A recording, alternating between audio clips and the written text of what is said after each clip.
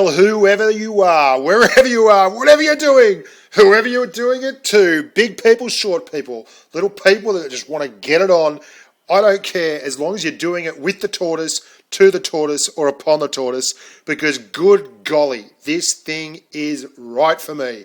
And if this is wrong, I don't want to be right. This thing, pound for pound, the most overpowered, monstrously destructive piece of machinery rolling about the battlefield.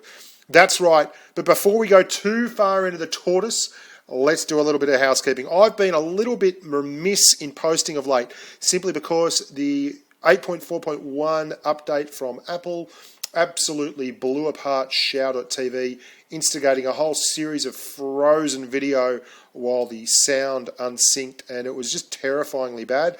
As you'll see, I had to resort to actually figuring out how to do mirroring, and some of the video at the end of this is actually from that.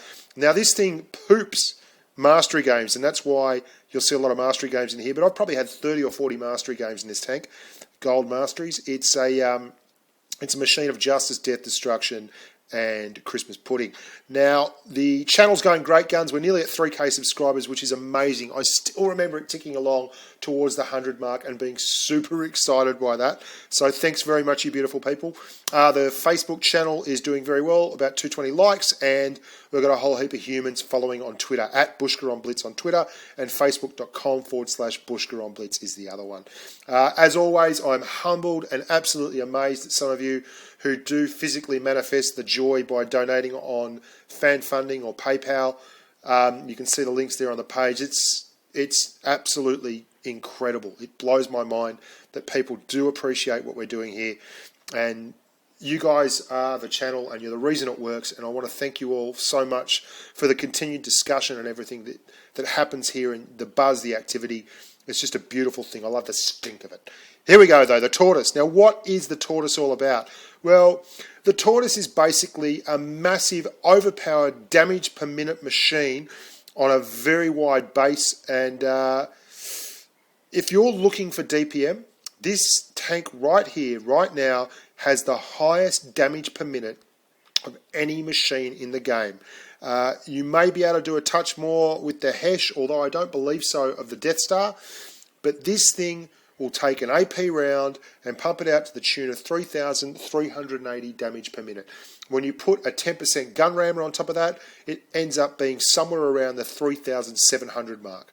So let's have a look at the gun. It's the 120mm gun. Now, all the guns on this tank are brilliant, and they're all it's one of the best grinds you'll ever have. The guns are absolutely outstanding.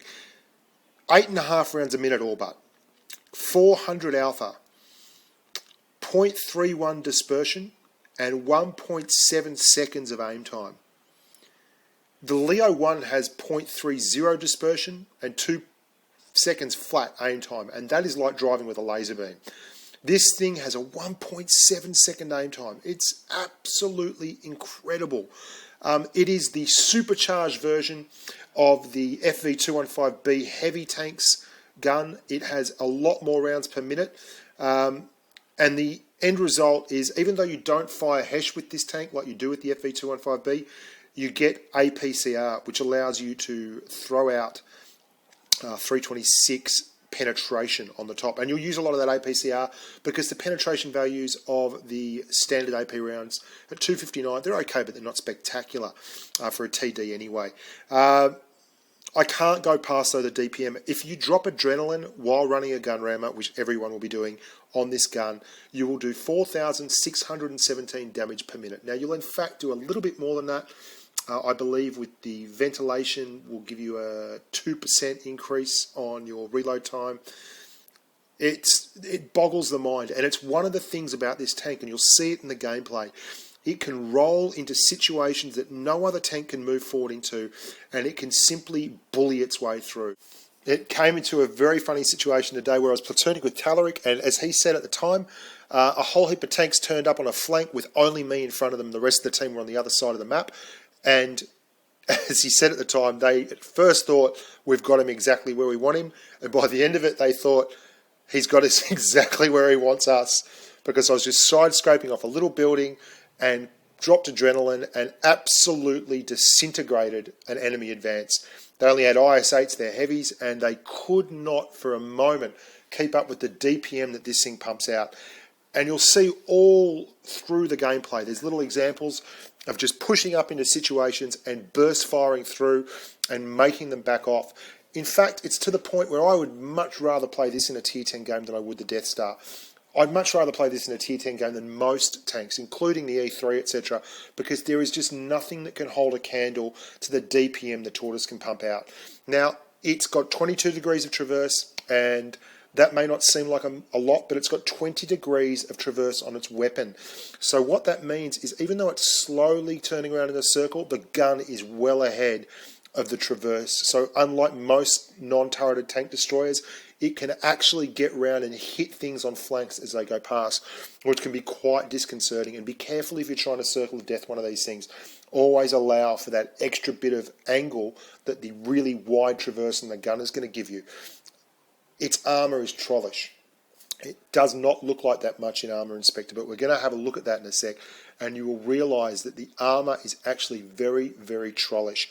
Now, the only thing that does let the gun down is the penetration is not over the top, but big deal. There's gold ammo for those who have struggles with that, and much like the M46 pattern, you'll probably throw a bit of money away on the gold.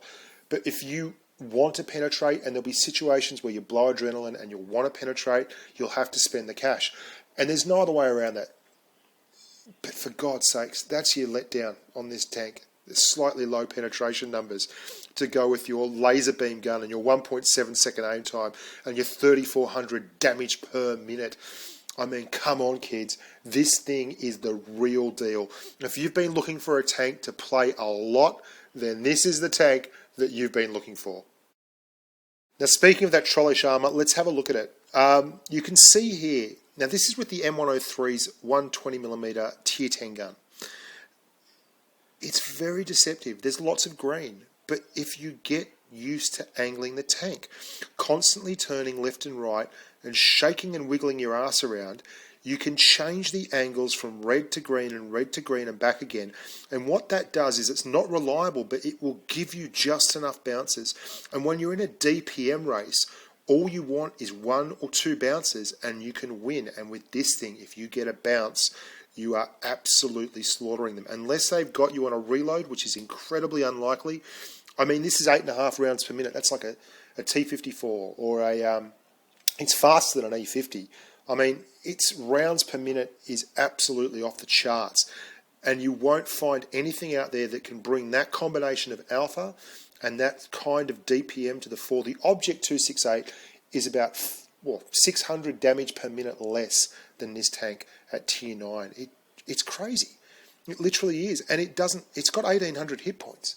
I mean, it's got the same kind of hit points as the Death Star. Anyway, the other thing it's got, you can see as I'm indicating here, is 20 degrees of yaw on the gun and negative 10 degrees of gun depression. So you can go over hills and crest and still fire down. I mean, it's got everything. It's got gun depression, it's got damage, it's got trollish, really sneaky trollish armor. You can see as you move left to right, you're just absolutely turning spots from auto bounce zones to green and back again. And it can be disconcerting if you're trying to fire at a Tortoise and you're not a tier 10 tank and you don't have the penetration values to absolutely 100% guarantee a pen. It can be really disconcerting. And you can see, because of the yaw in the gun, you can side scrape this tank really successfully. You can actually mosey straight up to a building, set the gun to either left or right like that, and reverse backwards and forwards and still fire very successfully. And that yaw is one of the reasons, and by yaw I mean the ability for the gun to traverse left and right without actually moving a turret, because it doesn't have a turret. It's one of the reasons why you can use binoculars on this tank quite successfully, because you can set the tank up in a very still position, let binoculars take effect, and then suddenly you can move the gun and track targets without moving your tracks and killing the binoculars. So a really, really interesting setup for this tank I run anyway is binoculars, rammer and vents. And it's the only tank I run binoculars at tier 9 and above, because it's ideally suited to it. And it doesn't really need anything else. Now you can see there it's got a touch of spaced armour. It's actually got skirts on the side of the tracks.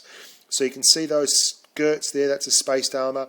and then your tracks. So you will eat heat on your tracks very successfully if they hit low on your tank on the side or on the corner, and you actually have a very thin amount of armour on the inside of the tracks as well. So there's a lot to chew through there. You've got spaced armour, tracks, and then your actual physical internal armour inside. So what a tank. What a crazy, crazy tank. It's got so much going for it, and it's got so few drawbacks that you can't help but play the thing. And play it I have in spades. Now we're going to have a quick final look at the tank, and then we're going to jump right into the gameplay. So there she blows, the big TT Tortoise. You can see the Doom Turtle there. Move over, Doom Turtle. There is a new kid in town. It used to be my favourite Tier 9 tank destroyer, the Turtle. The Tortoise has taken it. The shell-backed monster. It has a weak spot on the commander's hatch, sure.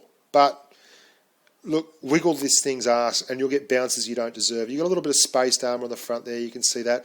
I do run adrenaline with it. I don't run rations. There's no point. It's so quick on the DPM anyway.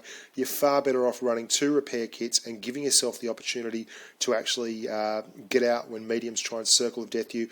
Caveat, it's just like any tank destroyer. If you run 2 of them in tandem, it's probably going to be a disaster. So what I would do is always try and run it with a heavy or a medium who can stay alive and spot, or at least give you a hand if you get in trouble. But the most important thing with this is to run it with a platoon mate who's very aware of the situation and knows when you need a hand. Look, it's a brilliant tank. It's an amazing tank. It's a tank that will knock your socks off if you give it a chance. Oh, bugger it. Let's go and have a look at the gameplay. Now, here's the run I did with Talaric just this morning. You'll see a bit of the gameplay at the end of that, and you can see the Tortoise, yeah, it does all right. We're running about 76% in this tank at the moment, as you can see there. It's actually gone up a percentage point, and we've gone up to over 2,700 damage. And one of the reasons why is the burst, like the ability to just hammer down hit points off tanks in very short periods of time. And you know how I was talking about bounces and how getting just a couple of bounces can change the whole course of it? Well, you're going to see that in this situation here. We're on Castilla. This is one of my favourite little spots. I like to drive over the hill above the river there, get on this little section here, and basically you can really get good crossfires going, and if you want to, you can turn left here and go into the cap circle. Now, I've been hit from the left, so I realise there's a tank there, and I'm going to pull back and put the building between me and that tank. Now, that Tiger 2 eventually is going to come around here and front me. Now, there'll be a Yag Tiger as well who pops up and moves along there, and he's going to pincer me in the back, and you're going to watch the Tortoise go to work. Now, this thing brawls like a boss. If you get tanks in front of it and around it and in close proximity, and it just swings around and snapshots, and with the traverse on that gun, you can see here, you just want to keep hitting drive wheels. Now, I've pumped in the drive wheel here.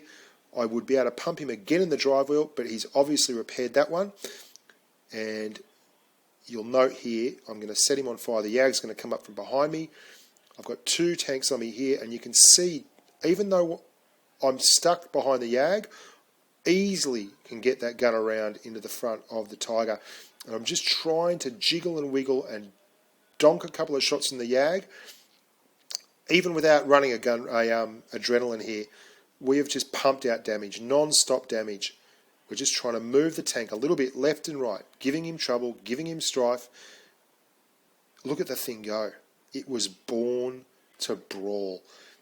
It poops gold mastery games, non-stop. You just love it. Now, this is Winter Malinovka. It's one of the best tank destroyers for this little area here, brawling and busting it up around the top corner. And you'll note how accurate this gun is. That's right in the top hatch of a Persian as he goes past. We've dropped the old, look, tracked him, and we'll hit him again before the tracks. You can perma-track stuff on adrenaline. Another move up from the Persian. We're just looking for a shot. Straight through. Look at the burst damage on this thing. 400 a pop. It just doesn't end. It's madness. Straight through the drive wheel. And we're moving on up. That's the end of that little run. Now, you can hit the top hatch very successfully. You can see Chapo's Chapo's, the gemmy bastard, has like an 80% win rate in this tank and 3,000 average damage. He's a much better driver than I am in it. It's just an insane machine. And this is what you can do in it. You can just drive forward. Crazy shots. Super quick aim time. Look at the DPM that me and Chapo's, and it fires on the move like a boss. Absolute boss. Because you're rolling forward at 20 kilometres an hour, 1.7 second aim time. The reticle never gets very big. He's running adrenaline, that T-34. We're finished way before him. Way before him. It's not even close. This tank is ridiculous. Now, I know that wargaming nerf and adjust based on a wide degree of stats, and I don't know how this tank is for people who've just ground it and aren't really well versed in playing a tank destroyer. But if you've had any experience whatsoever at playing TDs, I mean, it will be money for jam for you guys. And you can just see in those two instances the burst damage it's capable of. It can just literally fill up a lane, and anything that's in front of it, you just keep driving forward and pressing that button. Now, this is one of my favourite maps for this, because what often happens is heavy tanks will try and push up around this corner and overpower whoever's in the back here. And normally I hate this side of the spawn, but I actually really like it in the Tortoise. It's easily been my most successful tank on this map from this side of the spawn. Normally it's a horror spawn, because tanks push up and get overconfident, and they pay the penalty when they pump through. Now, you'll note here everyone's just wiggling and jiggling around, waiting for someone to do something. And I'm going to support my platoon mate. I think it's Snake Eyes over there on the right hand side. Just wait. It's really frustrating, I know, especially with a tank like this. But you can see the accuracy on the gun and the reload and the bloody aim time. The aim time is the most unbelievable thing about it. Because it's 1.7 seconds, you're snapshotting constantly. You always got that gun moving and roaming, and it's so accurate when you're brawling and you're up close. We're just going to put a speculator through there. Always a wise place to have a speculator. Here comes the IS-8. Now we donk that, but we blow the adrenaline, and IS-8s are terrible for it. You know, they're so weak frontally. This poor bugger, he doesn't know what's hit him. He came around here with full hit points just 10 seconds ago, and it's all over. And you can see the gun depression. There we go. We've got the gun depression down, but there's a bigger issue there, that Yag Tiger, the ST. I mean, it's almost like you don't need to talk about it. You can just see it going to work. The damage just oozing out of it. Now this T-54, I'm going to show you what I mean here. See how the gun is so far to the left, and it gets there way before the actual tank traverses. And that trollish armour.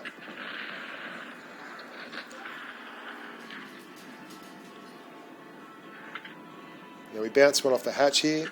That's always going to be a tough one. And that poor ST1 pays a penalty for it. He probably shouldn't have died. My fault. Could have taken an easier shot if I just had a roll forward. But yeah, we've absolutely wiped out that enemy advance, and we've stone cold destroyed it.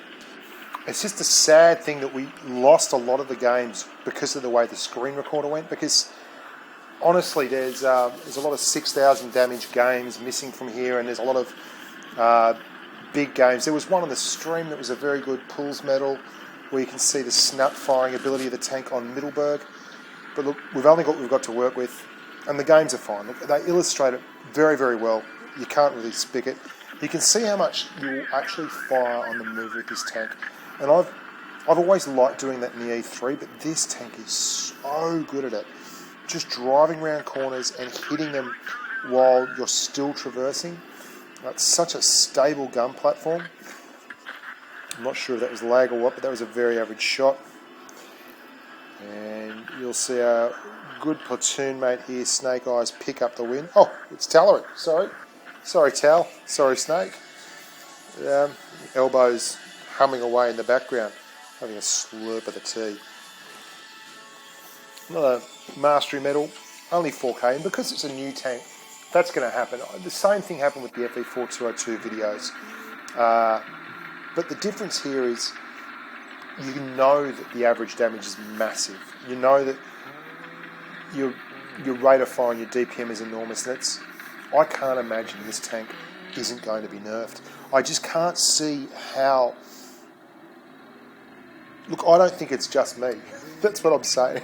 I just really don't think this is just me. Everyone I know that uses this tank is making an absolute killing out of it. Interesting thing you can see there, very, very good at range, this tank as well. Obviously with 0.31 dispersion and a 1.7 second aim time, you won't get much better. They fly pretty slow through the air, the AP rounds. They're reasonable, but they're not super quick. But the reason I'm really showing this game is because I wanted to highlight that it's not just a brawler, even though it's an amazing brawler, and it's not just a line them up and smash them tank that's going to push forward. It's also a very, very good sniper. And when you get tanks line up in front of you and there's just a field of actual enemies to hit, I mean, look at that. That's still getting there. No worries whatsoever. Yeah, we bounce, but I mean, you're long range. And we do drop adrenaline here because we're going to kill this scent. There's a kill. And then we want to nail this T-34. You'll actually use adrenaline a little bit differently than you normally use it on a lot of tanks. On a lot of tanks, you'll use adrenaline to just terrible low roll there, 355. Your normal rolls at 400s. You'll use adrenaline when you're in a dogfight. But on this tank, I'll quite often blow adrenaline when I know I'm going to get 3 to 4 shots in a row on any tank, because it's almost like a guaranteed kill. And just knowing that you're going to actually take one tank out of the battle and give your side that advantage can be hugely beneficial. Now we're switching to APCR here. The object has an extremely trollish armour profile. Looks very green on the actual armour inspector, but it isn't. And you can see how quick does that thing snapshot. You don't have to wait for that reticle to go down at all. At any time after you've put it over a tank, it's going to be 90% lower than most of the other tanks. And there's our little hideaway there on the right. There's a Tier 8 heavy tank to the right of us. He's pretty much just hung there the whole time. I remember the days when I'd be freaking out round about now. I'm humming away singing to myself. It's an odd game, isn't it? You get used to anything in this world. But this is the thing with this tank. You just drive forward. If you're at full hit points and they're not, you know you're going to be able to kill them. Look at the snapshot on this. Just moving it sideways, jiggling and jiggling. Look how quick that thing absolutely nuts them. Unbelievable. The snapshot lets you get the first shot off, and then they've got to stop and aim. They've got a big, long reload time, aim time on the old BL9, BL10 rather, BL9 on the IS3, which is the tank we're after there, and we don't. It's like 3 seconds versus 1.7 seconds, and that is the difference. You can lurch around corners, behind rocks, wiggle your ass, do whatever you want, stop for a fraction of a second, and you've got a stable gun platform. And if it didn't have that, it wouldn't be nearly so deadly, because you can see coming around that corner, just snap that shot off. It's always going to hit, because you've got a great dispersion and such a small aim time. The reticle is always going to be right down there. So from this game, we've rolled back from the top of the hill, smacked whatever we wanted, pushed forward, and we've snapshotted around a rock and around a corner. And you'll see the shot that I get in the IS3 at the end. It's not hard, it's not a difficult shot at all, but we don't slow down for it. We just keep driving. And I find that's the most hilarious thing about this tank, is how often I drive it like a medium where I'm just firing on the move, and it's absolutely stable. It's a really, really good gun platform. And again, I'm pretty sure that's probably a mastery. New tank. Anything over 4K at the moment on the Asia server will get you a mastery in this tank. 5 kills, not a lot of spotting damage. Now, this is an interesting part of the tank's arsenal. Winter Malinovka, this side in particular, you saw a little bit of burst damage at the start of the game. What I'd like to show you here is the tank's ability to actually utilise that hillock and a bit of gun depression and do a little bit of damage. Now, you'll note quite a few of these games I'm not platooned up, and I don't always platoon. For the purposes of this game, when I was first starting out, I wanted to make sure that I got some decent damage games, because what's happening with this tank when you're in a platoon is you generally don't get as many shots on target as you do when you are solo, because you've got another solid player with you. They're obviously going to get shots at targets and minimise the amount of time you spend smacking people. So this is a good spot for this tank. You can go backwards and forwards very quickly. You don't have to over the top. You don't have to push too far over the top and expose yourself greatly, because you've got decent gun depression. And if you're always moving around, it can be very tough to find a green spot on your armor plate, especially that upper plate either side of the gun. It pays to be a little bit patient on Malinovka. You'll see so many people who push forward too early. Again, very quick snapshot into a very small target on the top of that M103. Side of the E75's turret, and we back it up. Yeah, we're just waiting for our shot. We've dropped adrenaline.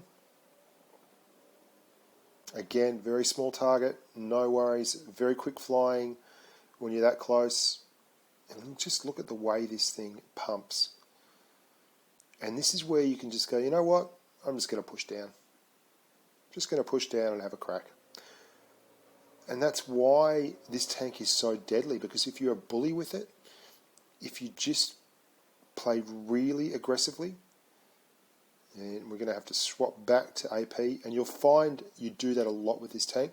As long as you're switching ammo a lot, you can take advantage of things like that, because quite often you'll get them to a low, and this is a lesson for young players. That hit. Yag Tigers have an absolutely massive gun mantlet, and the area around it is very, very strong. So what you've got to watch out for is when you fire HE, you've got to hit somewhere other than that red spot, or the splash damage will not reach to the yellow. And you can see there, we just hit the end of his gun. Unfortunate, but that's how it goes. So we decided to make sure it happens this time, and again, just firing on the move. I don't know if you've got it yet, but I think this tank is the bee's knees. It is the duck's guts. It is the dog's bollocks. It is the tank you've got to be driving out of this patch. I honestly thought the Death Star was going to be the thing to watch out for, but Ruckus was adamant that the Tortoise was the much loved British TD, and it really is. Now you can see how quickly you can hit targets like the top of that IS-3. And here we go. We have a very rough run with HE this game. But look at the reload on it. So quick. So easy. So strong. So we're on 5 kills. There's a pulls in the offing here, but this little bugger's going to take off and try and draw it on us. Still plenty of time on the clock. And we've got a T-54 here who seems to know what he's doing. So I'm intimating he should capture the base. However, he's full of vim and vigour, and he's going to rock and roll on down and chase that 44. Now, I'd love to get a pools medal, but that, unfortunately, was not the shot to do it in. So I'm going to fast forward through this. You can see us chasing down. The 44 decides to turn and fight because he doesn't have a lot of choice. The 54 will catch him, come what may. Malinovka and other tight channel maps like this, like Fort Despair, where tanks are forced into small spaces and you don't really have to aim very hard, and you can just mash the fire button and basically see who can trade hit points the best. Maps that this tank really excels at. Not that it doesn't excel at any other maps, because it does. It's brilliant all round. It can get in a bit of trouble on Oasis Palms, because most TDs can there. In the flanks where there's dunes and you get caught between dunes. Now, this is interesting. This is the first mirrored game, and you'll hear straight away the sound quality is much better than it is when I'm recording off Xiao, because Xiao uses the microphone from the iPad itself, whereas mirroring takes the sound direct from the out and throws it on your man. So tough spot here. You've got to watch out what you do. You don't want to overexpose on the left. You don't want to underside scrape on the right. So you might get on the left occasionally, but if you can push forward enough here, you'll see we've got a very good spot. And that's a bad place for all those mediums. They've got 4 medium tanks over there, and they've also got a heavy, I believe. And we're going to punish them, Errol. Now I'm with Taluk, who's playing in the Leo PTA, and he's right up the back there sniping. We're doing the right thing here. We're just pumping damage into them as they push forward that flank, and it's not a good space for them now because we're in a really good hull down spot. If they stop, we're going to get shots straight away. So pull off 54, we angle immediately, angling, and we come back out. We've reloaded, we're ready to go again. And that hit too. Good anticipation there, Mr. Tortoise. And we're waiting for the next one, and hit him again. Free damage for everyone. Free damage for all. Now this IS has been up here doing the business. We're going to switch to APCR and smack this KV4. Now KV4, very lucky this guy. Don't know where that went. Right into the turret ring, I think. Likewise that one. Normally super accurate. So we've gone to the old faithful tried and true. We'll just hit him up in the top of the actual turret itself, which is all well and good. And then he gives us a nice shot into the side of his tank. We're going to push up just a touch here. Not overexposing, you see. On the left, we're not sure where the rest of them are. Don't want to get exposed on the left. And we know we've got Tau back there at the end. And they're all pushing up, which is a little bit late. We just slowed them down enough. And Tau's got an absolute field day there. I'd just like to point out again how quick this tank can take snapshots. Look how quickly the aiming reticle goes from full circle to small. Watch these just quick little shots. Bang, bang. It's an absolute disgrace how good this tank is. You don't need much, just a slither of daylight and it will tear it apart. Disappointing really. There was a lot of games a lot better than this that just we're not going to get to because they were torn apart. The old show TV just didn't work for them. Now here we are on Port Bay. This is the final match I'm going to make you sit through, and this is really to showcase a great example of just putting your money where your mouth is with this tank and pushing forward. Now OP Bandhammer from IR, formerly OP Assassin, one of the moderators actually on the Asian forum, hence the name I believe, OP Bandhammer. Very, very cool. You can see he's got an idiot tiger there who's dead set, destined for the Derp Diaries. Have a look at him. He's decided the whole time that he is going to push OP and try and block him. I don't know why. You can see him being an absolute numpty. We're going to bounce one here from the VK. Very, very sharp angle. We're okay with that. And then we have to make our decisions now. Where are we going to push? Well, OP may be okay on the left. We'll maybe hold the right because we've got a lot of the team is flanked. We get there a touch late, but we're not spotted, which is really important. Because if you're not spotted in this tank, you get the first shot. And if you get the first shot, they're never going to beat you. It's just one of those things. And this is what I was talking about, where you will sometimes drop a dren just when you know there's an opportunity to take a tank out. And that's what we've done here, because if you can get multiple shots into a target, so that's a guaranteed kill on that guy, an extra shot in the KV, it's worth it. We've completely taken one out of the game and put another shot in the KV4. Now OP's under a heap of pressure. There's two E75s there. That idiot Tiger 1's dead. Watch the snapshots on this. Bang. Every time. It's so superb. We've got lots of tanks on the right. Now this is what I talk about, putting your money where your mouth is. Lots of tanks behind us. We're going to take hits, but we're going to push forward to the point where we can use, you know, I'm not knocking those boxes over. There's a real method in that madness, because if you knock those boxes over, then they get 3 shots straight through into you. And that east, now we're moving back, we're just using the boxes. He's going to have to drive back the E75 on our left to get to us. And again, now this is what I'm talking about when you say, get him right next to you. I'm going to give him the option of falling into the ocean or stopping. But you'll see how easy this tank is to get it across and actually hit them in the side. And look at the damage on it. Just an absolute beast.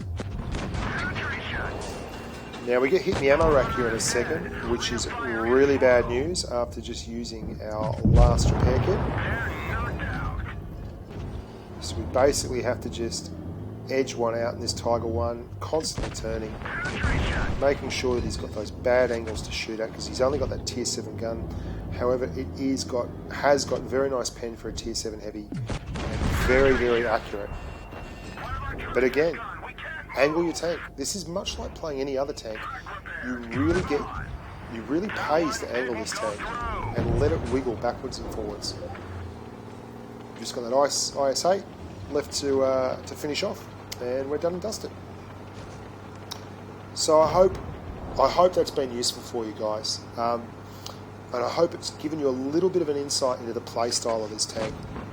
Don't be shy with it. Don't treat it like it's made of glass. It can take a hit, and even better, it can absolutely bully heavy tanks. If someone wants to have a one-on-one with you, let them. You'll win every time. You have way too much DPM to be afraid of any other tank on the battlefield. Just pull your finger out, put your head down, and get stuck into it. Anyway, boys and girls, I've been Bushka on Blitz. You've been absolutely bloody wonderful. As always, stop by the Facebook page, say g'day on Twitter @Bushka on Blitz, and stay safe on the battlefield.